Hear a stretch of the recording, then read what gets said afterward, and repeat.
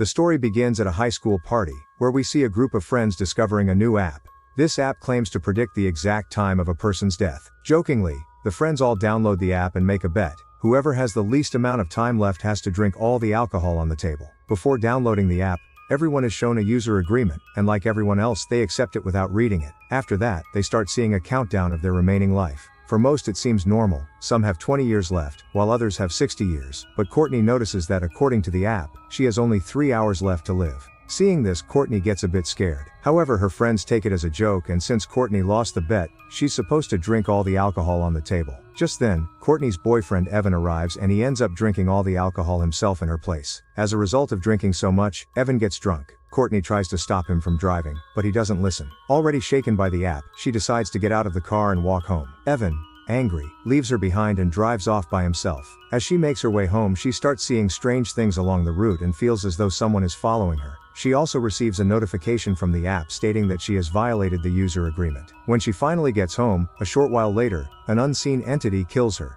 To make matters worse, her phone's timer hits 0, proving that the app wasn't a joke after all. At the same time, we see that Evan's car crashes, and a tree branch lands exactly on the seat where Courtney would have been sitting. This clearly proves that Courtney's death was inevitable. Next, we're introduced to a trainee nurse named Quinn, who is the main character of the movie. At that time, she's working at a hospital where Evan is also admitted. Evan tells Quinn everything about the Countdown app, explaining how his girlfriend downloaded it and died exactly at the predicted time. Quinn tries to reassure Evan, explaining that it's probably just a coincidence. However, Evan had also downloaded the app and has only 19 hours left to live. He's scheduled for surgery in exactly 19 hours, and according to the app, he will die during that surgery. Despite this, Quinn encourages Evan to stay hopeful and assures him that nothing will happen. After some time, Quinn tells her coworkers about the app, and out of curiosity, they all download it onto their phones. They find that their countdowns are quite long, indicating that they have a good amount of time left to live. Just then, a girl is brought into the hospital who has taken some drugs and is unable to breathe. Although she is technically already dead,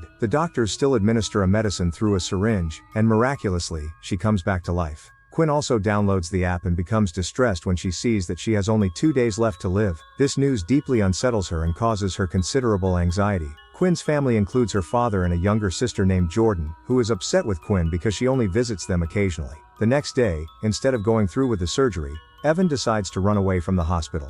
He receives a notification from the app stating that he has violated the user agreement. After that, a demon starts pursuing Evan. The demon appears before him in the form of Courtney, throws him to the ground, and he dies on the spot. Evan's death occurs exactly at the predicted time. The next day, Quinn learns about Evan's death and secretly examines his body and phone. She discovers that his phone's countdown had reached 0, and Evan died exactly at that moment. Quinn now fully believes that the app is real. Her death is supposed to happen the day after tomorrow, and she had planned to visit her mother's grave with her father and sister on that day. This means there is a high chance of an accident occurring on their trip, which could result in Quinn's death. Quinn is unable to uninstall the app, and to avoid her impending death, she calls her dad to postpone their planned visit. Since Quinn has tried to delay her death and thus violated the user agreement, the demon now begins to pursue her as well.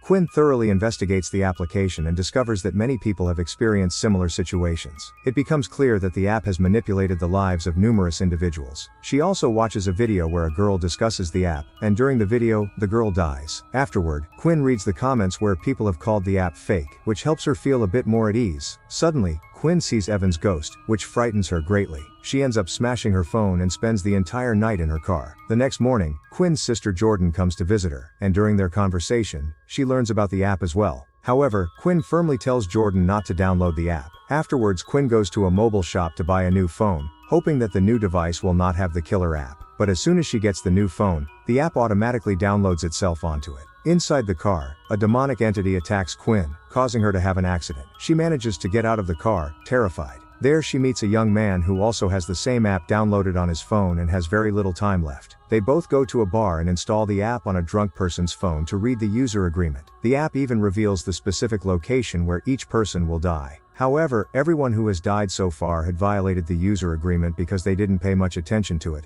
On the other side, while Matt is in the restroom, he sees a demonic version of his younger brother, who attacks him. Despite the attack, Matt manages to escape unharmed. Afterward, both of them go to a priest and explain everything about the app to him. After hearing their story, The priest recounts a tale from the Bible. He tells them about a prince who was about to go into battle and was very scared. The prince asked an old gypsy woman if he would survive the war. The old lady tells him that she can reveal the exact time of his death, but the condition is that the prince must not try to avoid his fate after learning it. The prince agrees, and she tells him that he will die in battle. Ignoring the lady's advice, the prince sends his younger brother into battle instead, and the brother is unharmed. They win the battle, but a demon named Ozun starts to pursue the fearful prince. The demon torments him and ultimately kills him exactly at the time foretold by the prophecy. The priest believes that the app might be a modern version of the old gypsy lady's scroll. He thinks that if he could examine the app's code, he might be able to find a way to counter the demon. They both go back to the mobile shop owner, where Quinn had bought her phone. They ask him to hack the app for them, and tempted by the offer, he agrees to help. The app is not a small or simple application, it's a massive 60 gigabyte file. They are astonished at how such a seemingly simple timer app can be so large and complex. The shop owner manages to crack its code, revealing some written information. Quinn takes a photo of this information for further examination. In addition, there were many users listed with their life countdowns, including the mobile shop owner's name.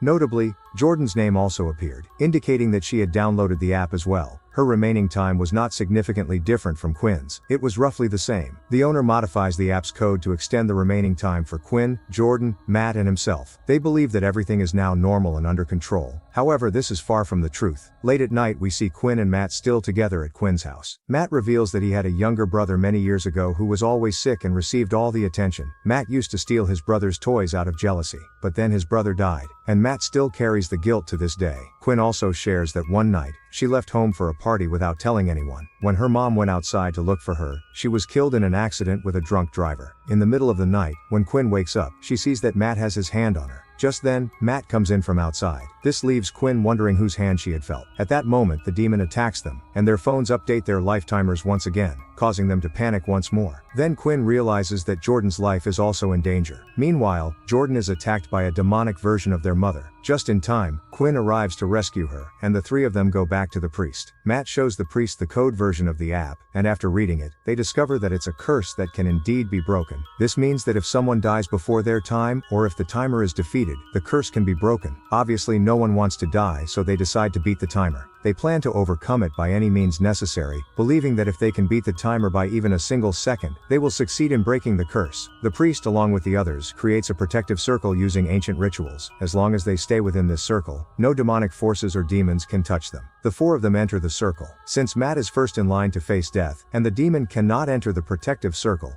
the demon shows Matt the ghost of his deceased brother. Seeing his brother's ghost makes Matt emotional, and he steps out of the protective circle. The demon then takes Matt away and leaves him on the road. The other three follow behind. Suddenly, a car hits Matt, and he dies exactly at the predicted time. Quinn is deeply distressed by this outcome. Now Jordan is next in line, but as they step outside, Jordan is severely injured. Quinn brings Jordan to her own hospital for treatment. There, she learns from the other nurses that the doctor had attempted to abuse them. Quinn thinks that by killing Dr. Sullivan, she could take his 57 years of life. She lures the doctor into the basement, under the pretense of a meeting. Just as she is about to kill him, the demon Ozun intervenes and saves the doctor, as no one can die before their time. Meanwhile, the demon Ozun finds Jordan and attempts to kill her. Just as Ozun is about to succeed, Quinn confronts him with a drug and threatens to take her own life if he harms her sister. The demon then tries to trick Quinn by appearing as her mother, but Quinn isn't deceived and remains steadfast. She injects herself with the drug, ending her life. Since Quinn died before her predicted time, Ozun's power is proven false, and he vanishes in a cloud of dust. Quinn's plan succeeds, and Jordan's life is saved. Jordan then goes to Quinn, crying, and notices some writing on her hand. She also finds a vial of naloxone in Quinn's hand. Jordan quickly prepares an injection with the naloxone,